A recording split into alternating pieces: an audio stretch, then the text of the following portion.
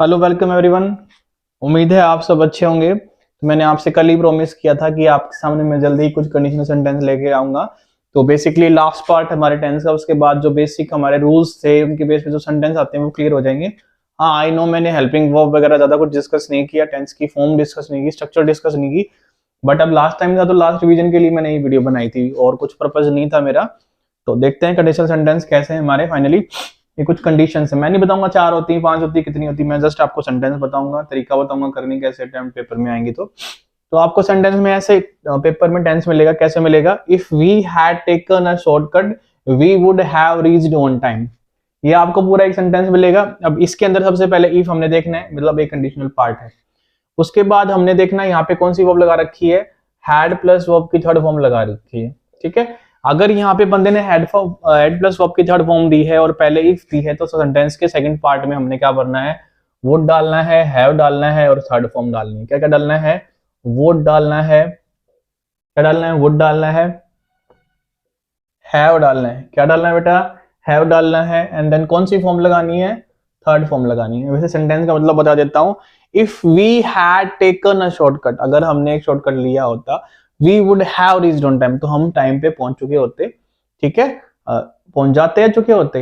हिंदी बनाने की जरूरत नहीं है, आई नो हिंदी बनाई मैंने, बट जो बनाई वो भी गलत बनाई, तो इसलिए हिंदी से अवॉइड करो, हिंदी को बनाना ही नहीं है। याद कितना करना है, सबसे पहले इफ देखो, had plus verb third form है या नहीं है वो देखो, तो उसके वाले पार्ट में क्या बनना है, वुड हैव प्लस वर्ब की थर्ड फॉर्म। तो यहाँ पे आपको हटा के देगा ऐसे और वो देगा, ठीक है, और वर्ब देगा रीच लिख के। तो कैसे बनाओगे, हैड रीच्ड, ऐसे बन जाएगा सेंटेंस। ठीक है, नेक्स्ट सेंटेंस देखते हैं, if we took a shortcut, अगर हमने शॉर्टकट लिया होता, हिंदी बनाने की जरूरत नहीं है वैसे बता रहा हूं, if we took a shortcut we would reach on time. ठीक है, तो इस वाले पार्ट में आपको यहाँ पे टेक वर्ब देगा, तो आपको यहाँ पे टुक वर्ब भरनी पड़ेगी। क्यों फिल करनी पड़ेगी, वर्ब के सेकंड फॉर्म क्यों लगानी पड़ेगी, क्योंकि इफ के बाद जो हमारा सेकंड पार्ट है उसके अंदर हमने क्या दे रखा है, वुड दे रखा है और रीच दे रखा है, मतलब वुड प्लस वर्ब की फर्स्ट फॉर्म दे रखी है। तो अगर सेकंड पार्ट में वुड प्लस वर्ब की फर्स्ट फॉर्म है तो फर्स्ट पार्ट में सेकंड फॉर्म रहेगी, और अगर इधर सेकंड फॉर्म दे रखा है उधर फिल इन द ब्लैंक्स आ गया है तो वुड रीच ऑन टाइम, मतलब वुड प्लस वर्ब की फर्स्ट फॉर्म उन्हें लगानी है।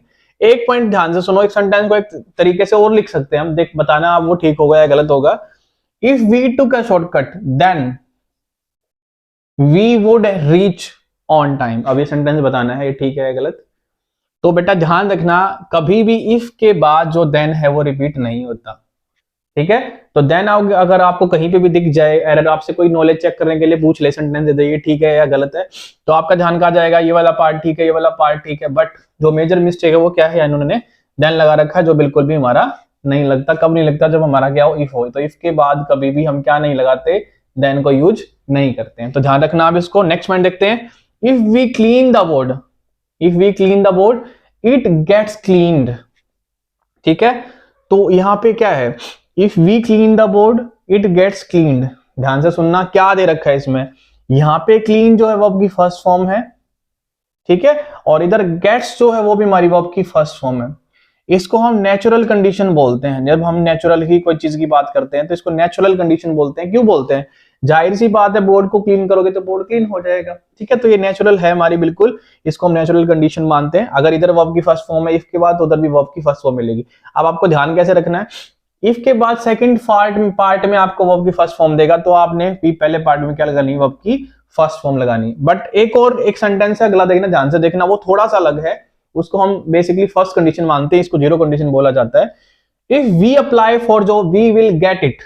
अब इस वाले पार्ट में आपको विल प्लस वर्ब की फर्स्ट फॉर्म देगा, तो हमने यहाँ पे क्या लगानी है, वर्ब की फर्स्ट फॉर्म लगानी है। और उस वाले पार्ट में क्या था, पहले वर्ब की फर्स्ट फॉर्म अगर दी हो स्टार्टिंग में इफ हो तो वो भी क्या लगानी है, वर्ब की फर्स्ट फॉर्म लगानी है। ये हमारा वर्ब फिल करने का तरीका था।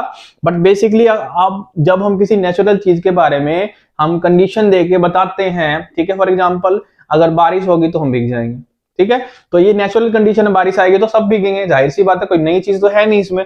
तो ये नेचुरल कंडीशन के बारे में जब हम बात करते हैं तो नेचुरली हम दोनों साइड वर्ब की फर्स्ट फॉर्म लेते हैं। फर्स्ट फॉर्म का मतलब आपको अच्छे से पता है, प्रेजेंट इंडेफिनिट टेंस लेते हैं।